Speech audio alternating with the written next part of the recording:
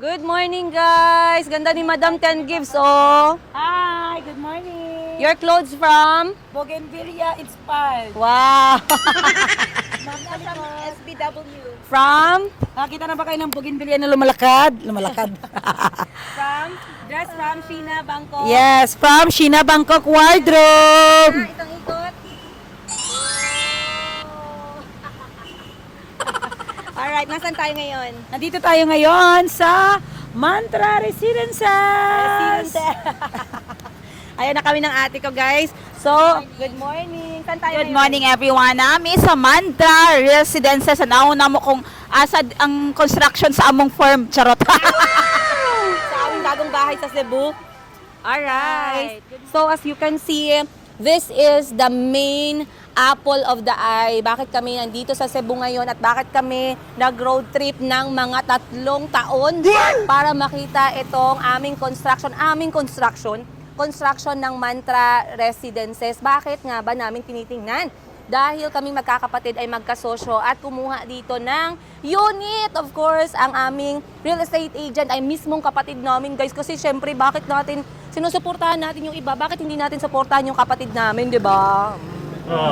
Papuso naman dyan. So, eto po ang aming real estate agent, newly raised Cebuano, aka George Pareño. Shout out sa iyo. Apakagaling mo, nakapagbenta ka ng sobra-sobra ngayong taon. Ha?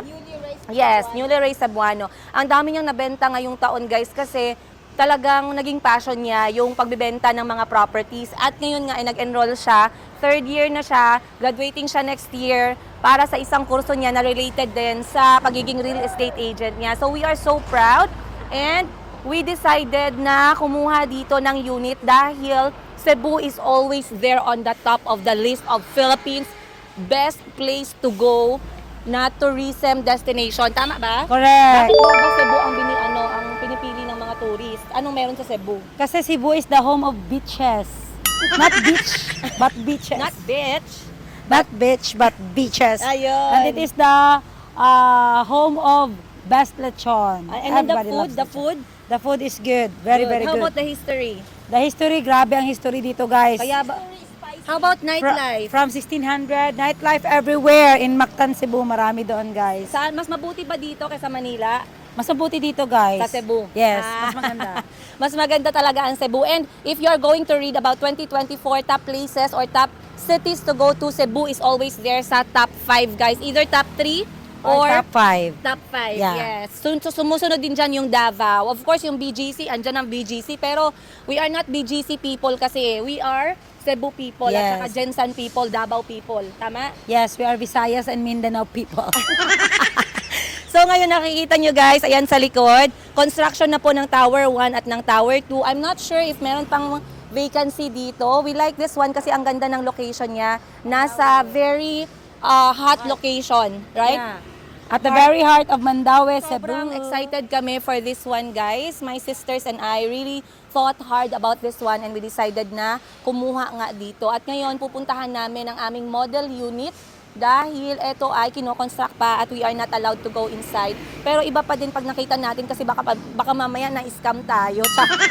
Na-scam talaga. Siyempre hindi tayo mai-scam kasi legit yung agent natin, yung kapatid namin. Love you once again. Ito po yung mukha niya.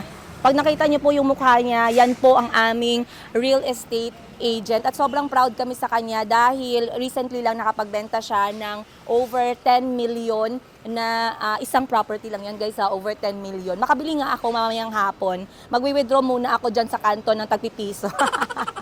Ay, nako.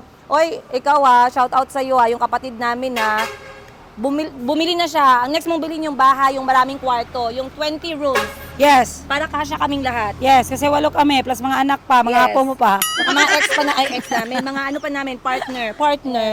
So, damihan mo yung kwarto sa next investment mo, but sa kapatid natin na real estate agent na magaling at porsigido habang nag-aaral. Just be humble. Yun lang, number 1. Yun lang pinaka-the best talaga. Be humble. No matter what, stay grounded. I like Always. that. Advice mo sa kapatid natin. Ang advice ko sa kanya, hustle hard for 5 years and sleep after that. Ako, ang advice ko sa iyo, be smart with your finances. and always be grateful with any little things na dumarating sa'yo. And of course, another advice ko sa'yo is huwag kang pumili ng customer. Give the best customer service regardless of the customer mo. Tama ba? Tama, yes. Kahit simple lang yung tao kasi hindi mo malalaman kung sino yung magiging customer mo True. sa 20 billion mo na house and lot. Ang iba nagapanggap kung i-entertain ba sila ng mga agent. Kasi ang iba, pag hindi maganda ang suot, hindi na-entertain. Katulad ni Madam, hindi na-entertain. Pero nako, wag na nating pag-usapan. Nakatsinelas lang siya. Pero wag nating pag-usapan ng kanyang property. So tara, let's go sa model unit nila and Alright guys, finally, ang next stop natin is ang showroom nung ating dinaanan na construction ng Mantra Residences. So as you can see, ayan po ang kanyang logo, Mantra Residences Showroom. Ulit-ulit. So sobrang excited ko guys kasi sabi ko talaga sa kapatid ko, we really have to see the place dahil we want to be motivated sa pagbayad. Ang hirap kaya magbayad ng property, no?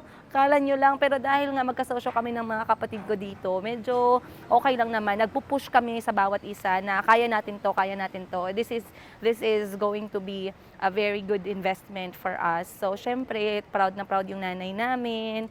Eto guys, ginagawa namin to para sa buong pamilya ha, hindi lang para sa amin lang. Ganda ng showroom nila. Tingnan nyo guys. Ang ganda ng showroom ng Mantra Residences in fairness ha. So, 4-5 kaming magkakapatid talaga magkasosyo sa aming ginawa dito eh. Ang ganda. At saka nung nakita ko kasi itong Mantra Residences, nung unang nagtanong ako sa kapatid ko, malakas yung kutob ko sa lugar na to. I feel really positive about this specific property. I don't know why, pero I feel good about it. So when I feel good about something, I push for it. At ano yung kapatid ko na nagwagwapo-gwapohan? Pakape mo muna kami, wag kang mag-good morning. We are clients here. We need coffee. We are clients. Mag-TikTok na tayo. Wow, ang ganda ng showroom. I have Are to you proud of work. yourself? Oh, not really, Not not yet. Kasi, But semi pa lang kasi the hardest thing there or the hardest part is you have to decide to start and the rest follow. Kasi mahirap na kung mag-overthink ka na hindi mo kaya, ganyan. So kailangan mo i-overcome yun. kailangan mo mag-mindset na work Work hardest. Hindi lang hard, hindi lang harder, kundi hardest. Ito yan, masama ko yan. I like the mindset there. That's true. Not only work harder, but hardest. With EST talaga. So, pasok tayo dito sa loob ng ating good morning.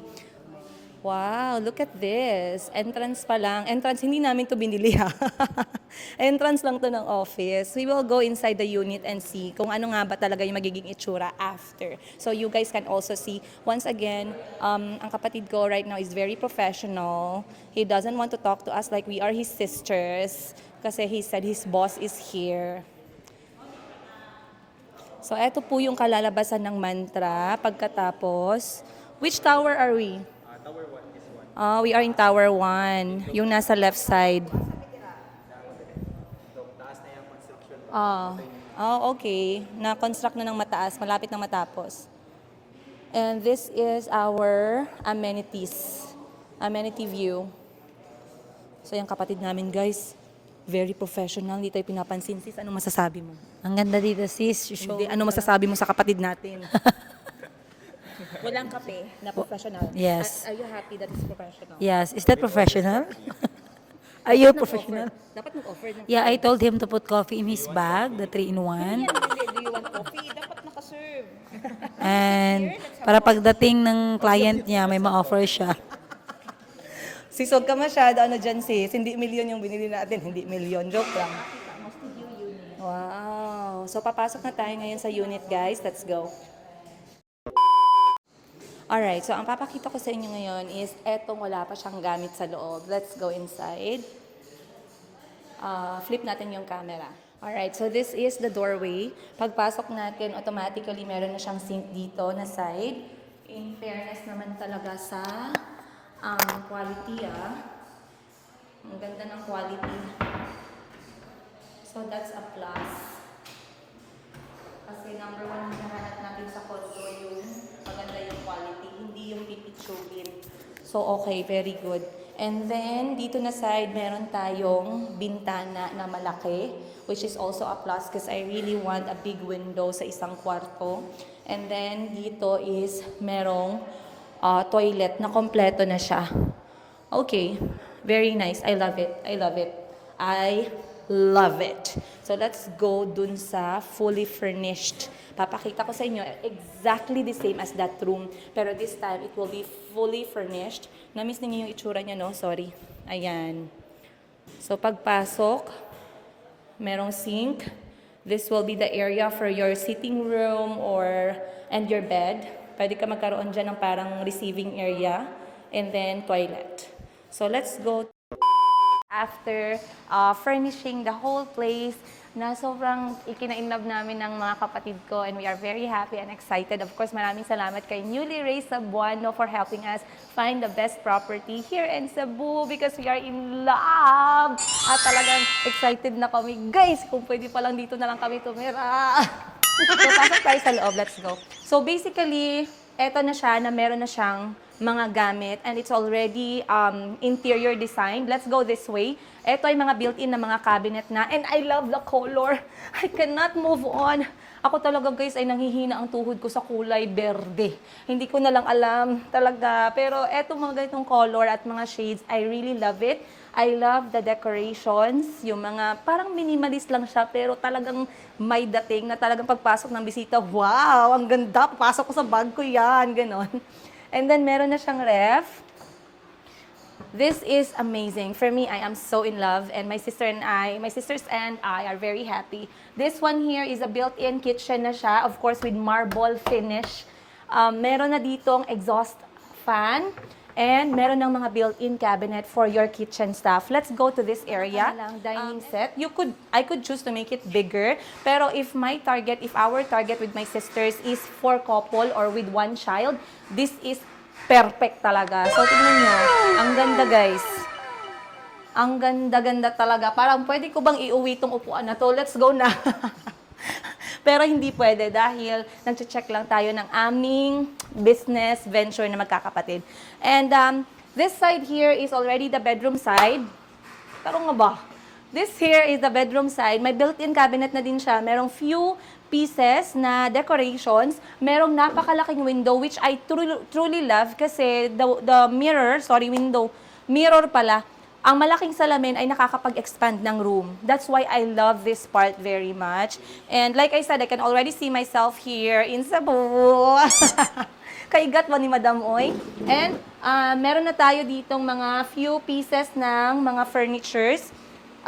Ayan, naka-on na yung aircon. Meron tayong aircon dyan. Gusto ko tong aircon na to kasi mura lang sa kuryente. And look at the bed. Guys! Look at the bed. It's so amazing. Tingnan nyo, guys. No, I don't want to go. Kira, leave me alone. Alright. So, eto yung aming bintana. We can see the view of the city from the outside. Of course, with the amenities below na merong swimming pool, merong park, it will be an amazing view para sa amin. And we are in 14th floor, guys. 14th floor. I love it. I love the lightings. I love the interior design. Gustong-gusto ko yung mga unan. Gusto ko tong unan. Pwede iuwi ko na tong green. Alam niyo, naghahanap ako ng ganito para sa bahay ko sa Jensen. Saan kaya nila binili to? I like it. Very comfortable. I can do my work here. I can talk to the children. Ano ba talk to the children talaga? Parang professional. Ano pa ba? I love it. I love it. So, pasok tayo sa toilet room. So, pasok tayo. Hello. Guys, look at this. I like it. Gusto ko yung trapo nila. Akin na tong trapo. Tara na, guys. Dinala yung trapo. Okay, balik natin yung trapo. I love it. I love green colors. And I'm so happy to see na green yung talagang nagpa-pop up ng mga kulay dito. Come and look here. So, kung magto-toilet ka, you are still inspired kasi green yung towel. Ang ganda. And then, I love this piece, bilog na salamin. And then, glass yung division ng ating shower. So, for me, it's amazing. Included na shower fixtures. Oo, included na yung mga shower fixtures. So, I love that one as well. Eto, gusto ko rin to eh. Ayan o. Kaya pala when you were selling to me the Mantra Residences, my heart is so soft and so para talagang malakas ang kutob ko guys sa mantra. Nung kinuha ko yung mantra, sobrang lakas ng kutob ko na it's a very good property for us. And of course, inshallah, it's gonna be a very productive property for us. Once again, Cebu is one of the top 5 must-visit cities here in the Philippines. So you guys watch out how is this going to turn out. But once again, we are happy. We feel good na nakita na namin yung binabayaran namin ng ilang 10 years na. 10 years nagbabayad, hindi pa natapos. Joke lang, guys. But, kaya nga sinasabi ko sa inyo, if you want a trusted real estate agent here in Cebu, please contact my brother. He's a working student, but the best that I know. Newly raised Cebuano, aka George Pareño. I love you, ga, and good job on your selling of real estate properties here in Cebu. And keep it up, and planuhin mo yung pera mo ng maayos, okay? Ayan, isali mo kami sa plano mo sa buhay. At huwag mo kalimutan, pag bumili ka ng bahay mo, dapat 20 bedrooms, 4 floors. May elevator kasi tamad kami. Ayan, let's go na guys. Yeah, let's go. Hindi pa tayo tapos sa araw na to, and I'll see you on today's episode. Alright guys, og nakahawa na punta sa atong gigikanan. Nagbisayag daw. Nakaalis na tayo sa next, sa pinuntahan natin kanina at ngayon nandito na tayo sa Siomai sa Tisa, Waitugpahay. Waitugpahay daw guys, ibig sabihin is hindi sila nagsasara. Yun daw yung ibig sabihin. So once again, nandito pa rin tayo sa Cebu City. As you can see, bigyan mo kayo ng 360 degrees. Ayan, sobrang busy ng kalye ng Cebu. Ngayon ay Lunes, alas 9 ng umaga na po. At papasok tayo dito, warning, may CCTV sila. So, hindi tayo pwede mag-uwi ng kutsara. So, dito tayo kay Justin Waitugpahay, Siomai sa Tisa, Katipunan Street, Tisa, Cebu City. Mga bestsellers with letter S. Anong bestsellers? Ngoyong Siomai ang bestseller. Ngoyong? Asan ang ngoyong? Ito ang ngoyong. So basically guys, ito po yung mga tinda dito, mga fried, mga prito-prito. So kung mahilig kayo sa pritong crabs, meron. Ito yung ngoyong. Para daw yung lumpia. Tikman natin mamaya. And then meron silang bola-bola, merong manok, pero yung best seller nila ay yung siomai, which is iba't ibang klaseng flavor. Akong tanong guys, kasi nag-post ako, sabi ko, nagbibenta ako ng puso. Yung spelling ko, P-U-S-O. May nag-correct sa akin na puso daw, P-O-S-O. Pero bakit dito sa Cebu, kung saan mabenta yung puso, P-U-S-O naman. So, okay lang. No problem. Huwag naman tayo masyadong seryoso. So, pag bumili kayo ng puso dito, hindi nyo na pwedeng ibalik. Para lang yung pag-ibig. Pag minahal mo na, huwag mo nang iwan pa. Hindi naman yan uso, guys. Iniiwan pa rin tayo. Uy, may corkage fee sila dito 200 pesos. Ha? Bugot man di. Ay! Okay. Oh, bigat pala. Wait lang. May dala kasi ako wait lang. Kailangan mo kulang ka 30 na. Kala nyo lang ha. Puso mo diha. Puso mo diha! Puso! Init pa! Waitugpahay. Why saraduhay? 24 hours. Okay. Follow nyo nga Tindera sa Africa. Naman sa vlog ko. Tindera sa Africa. Ha? Makita ninyo sa iya. Video ko ba? Yes po, galing sa Africa, di ba? Nakapanood ka din, te? Okay. Ako ba? Oo, tama. Ay, very good. Nanalo ka sa quiz. Nanalo ka sa exam. Kung kulang ka 30, mabayad ka 30. Ha? 30, may 30. Ang Okay guys, finally nakaabot na tayo ng Karkar. We are back in Karkar. Dito kami nang galing but now, eto pa rin yung way namin pa uwi. Dahil sasakay kami sa Oslo going back to Dapitan and right now, manananghalian tayo ng isda. So, nakabili tayo ng iskabetseng isda para sa pananghalian at paksiw na isda. Kasi meron silang guys, sa dating kalimutan kumain ng puso on our way back to General Santos City. Mamimiss ko tong puso na to, sobrang interesting. Ayan na yung hati niya guys, yung dinaanan ng blade. So ito yung ipapares natin. Kanina naman doon sa binila natin ng siomai, meron tayong pritong tawag nito, tortang alimango. Tortang alimango pala. Nakainan ko na siya. At saka, anong tawag nito? Jeff? Ngoyong pala. Ayan. Ngoyong. So, dito na natin kakainin for lunch. Ayan yung aking ate at brother-in-law. Ayan, kakain na. Yung kapatid ko ay susunod na maya-maya. Bumili lang ng pagkain. So, kain na tayo guys. Let's go.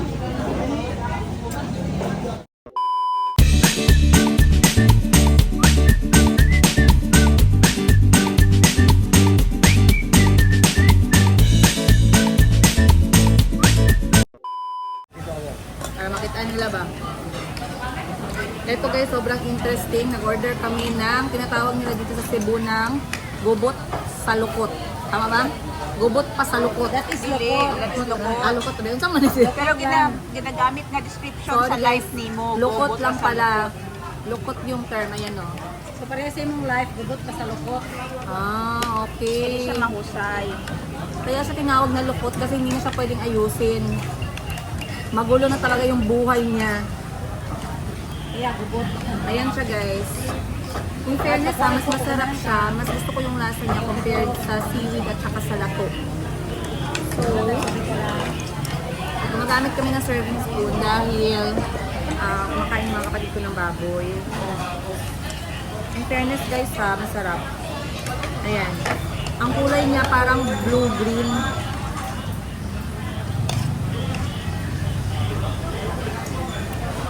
May halo siyang isda.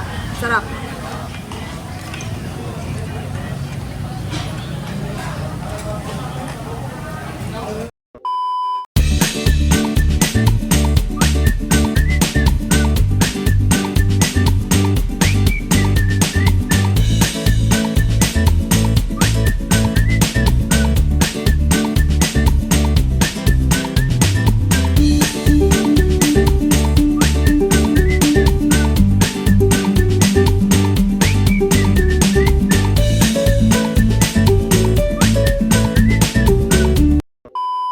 Bargit Horot ang aming paniudto dito sa Cebu.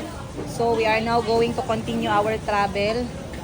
Busog na busog ako guys. Nakaubos ako ng 2 puso ng lukot, ng paksiw at ng iskabetse dito sa Karkar. Ngayon. Thank you Lord. Ay, ayan. Kami ay magbabiyahe pa ng barge para sa 5 oras namin na papunta ng Dapitan. Kami po ay magbabaon na dito galing sa Karkar. So bumili kami ng paksiw dahil apakasarap ng kanilang paksiw na isda at saka puso, di ba? Bitbit namin yung puso, guys. Meron kaming apakalaking baonan. Isang balde yan, guys. Walang gugutumin pagkasama nyo kami. So bumili na lang yung kapatid ko ng manok.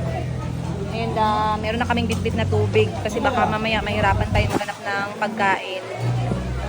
Okay na guys, yung kain namin, bali 5 kami sa pananghalian, 600 pesos. Very good.